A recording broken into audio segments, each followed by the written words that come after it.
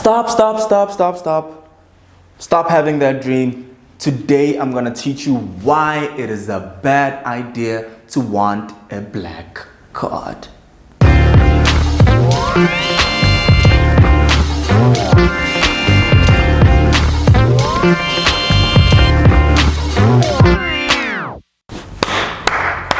Yo, what's up guys, this is Hlanganiso Maluleka back again with another video. Today you're gonna learn why it is a bad idea to get an FNB Black Card.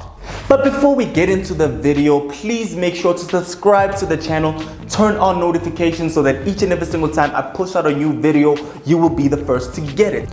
Also make sure to comment down below on any future videos that you would like to see and also on questions you may have within this video.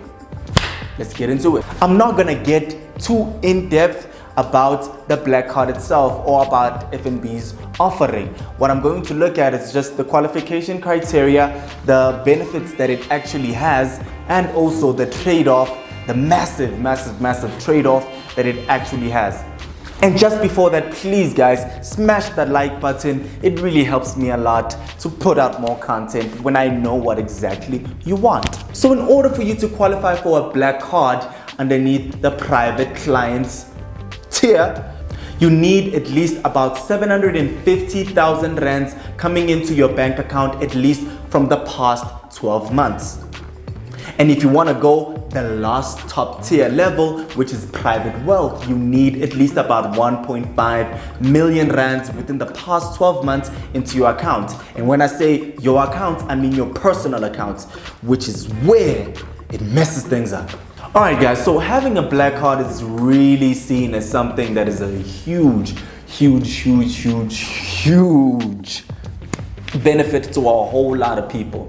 You can actually floss with it. You know, whipping out a black card means that you got money, you know, which is really not that true when you look at the qualification criteria. I mean, that means if you have, let's say, a rich uncle or a rich friend and say, you know what, please just deposit at least about 1.5 million into my account and then use my account, then that means you will literally qualify immediately for the black card. And you may have 50 rand within the black card, but then you still have a black card, which is, you know, what a whole lot of people actually do. They use that as a flossing thing rather than actual benefits that come with it. It is a very popular card with people who are rich, because once you have a black card, I mean, when you whip it out, you know, everyone understands who they're actually dealing with. And when you whip out the complete black card, that's just another tier level, you know. But then it tells me something about you, which is why it is not a good idea to actually want the card. Okay, before we actually get into the detriment of actually having the card, let's look at the benefits. Just a small list of the benefits that come with having a black card or being a private client with FNB. Number one, you get a dedicated private banker and access to a team of fiduciaries, lending, wealth management, and foreign exchange specialists.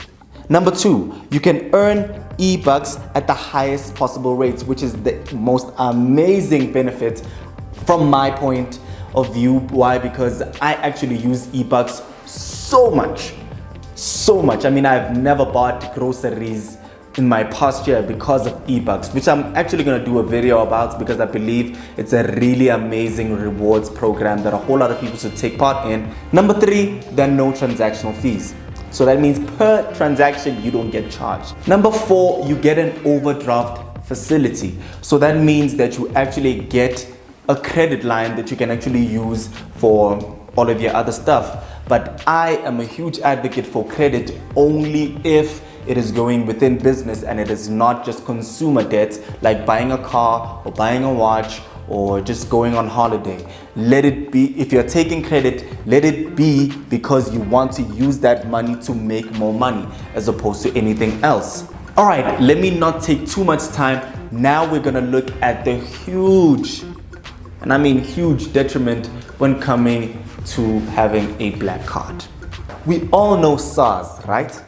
The South African Revenue Services. The South African Revenue Services collects taxes on behalf of the country. So that means that each and every single person needs to contribute to the country via paying taxes, right? Now, when coming into your personal tax, which is what we're going to be looking at, you have a problem here. The biggest problem that you have is that when you receive a whole lot of money into your account, you are immediately liable to pay hundreds of thousands, and I mean that, hundreds of thousands of rands of tax to SARS. All right, guys, now let's get into the math of things. I suggest that you actually go onto the Old Mutual Tax Calculator website in order for you to see how I actually got these numbers. This is how it looks right there. All right, so check that out in order for you to actually calculate for yourself how much you will actually need to be paying each and every single month to SARS, because you are getting these exorbitant amounts coming through your personal, very vital, personal account. So right here, what I'm gonna do is that I'm gonna put in my age, which is 20, let's say 23. I'm actually 22, but let's say it's 23.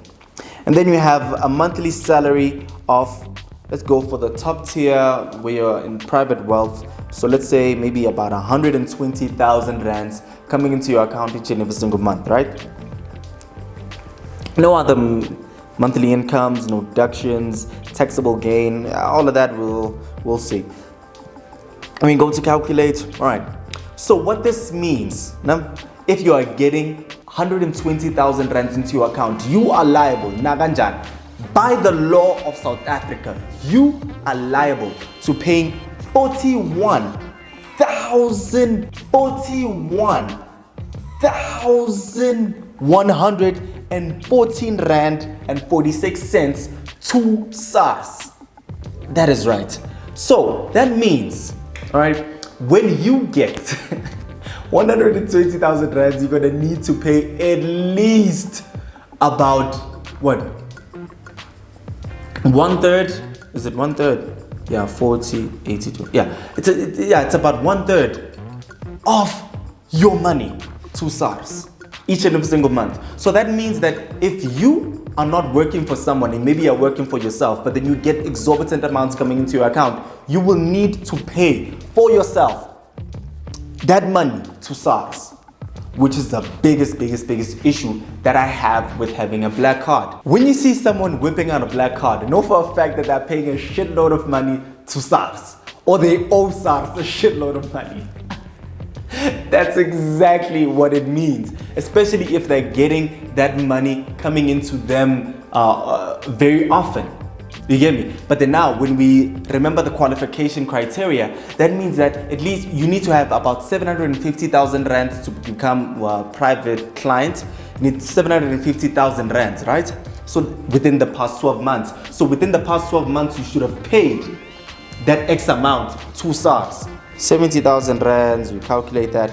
If you're getting 70,000 rands, that means you need to pay 20,000 rands. So you're only left 50. So you need to pay 20,000 rands to SARS each and every single month. So each and every single month for 12 months of 20,000 rands, that's 240,000 rands that you're gonna pay to SARS. And I don't know about you guys, but I'm not quite happy with how they use our taxes. The government uses our taxes. So me personally, I try as much as I can to not pay as much tax.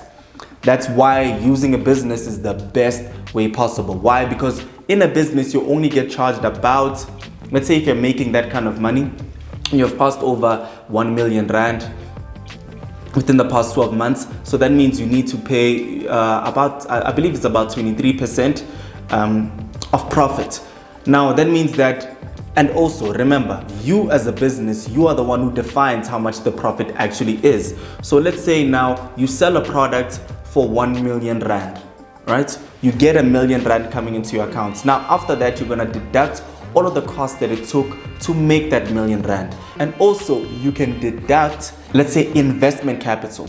That's why you see companies such as Amazon actually making these exorbitant amounts but paying so little taxes. Why? Because they are taking most of that money, reinvesting it within the business itself or on outside businesses. That's how they actually pay lesser taxes, and that's what you should do if you own a business, as opposed to receiving that 1.5 million rand into your personal account. Receive it within the business account and then do things with the money to actually build up your business or build up your credibility within the industry, or do whatever so that at least you can use the money that you have actually earned for yourself. So now guys, you understand why it is actually a bad idea for you to get a black card. Why? Because the trade-off is not worth it. The trade-off of you being able to whip out the black card and people look at you and be like, man, that guy is making a lot of money, and you paying so much money in taxes is a complete bad idea. That is why you need to use a business in order for you to receive all of these monies. I personally am a huge advocate. I love FNB. I use FNB on all of my businesses and also even my personal, and FNB is a really good bank from my end. But what I don't do is deposit a lot of money into my personal account. It is better for your business to be the one that pays for your other personal things, but then of course there is an only acceptable amount of things that you can actually spend your personal stuff via the business on. And also guys, please remember, this is not financial advice that I believe everyone should take. Please make sure that you actually research the things for yourself and that you learn for yourself, so that you don't come back to me and say, yo dude, you said I should do this and now look where I am. No. I'm not gonna take the blame for it. But what I am going to do is try and open up your eyes so that you understand the dangers of following a trend or seeing other people doing what you actually want to do. So what I would suggest guys is, please, if you're going to be getting exorbitant amounts into your personal account, that is a bad idea. Make sure that you use a business so that you can receive all of these monies and be able to make the right decisions, so that you are not forced to pay these exorbitant amounts within taxes. Alright guys, so tell me this. Have I changed your mind about getting a black card? And have I at least sparked some questions within you? Please comment down below. Let us get into the discussion. I'd really like to know what you think about this. And if you want me to get in depth about taxes and about using a business to avoid most taxes, please just click up there on the card and say yes to that video. So in conclusion guys, do not get a black card. If you don't want to be paying exorbitant amounts of taxes, do not get a black card, because it is a bad way in order for you to avoid taxes. Now, I'm not talking about tax evasion. I'm talking about tax avoidance, which is perfectly legal. Please make sure to like the video and also subscribe to the channel and turn on notifications, so that each and every single time I push out a video, you will be the first to get it. Please guys, also comment down below on future ideas or future videos that you'd actually want me to get into. This is Hlanganisa Mwana wa Gezani, Gezani wa Makasana, Makasana wa Magodlo. Stay educated.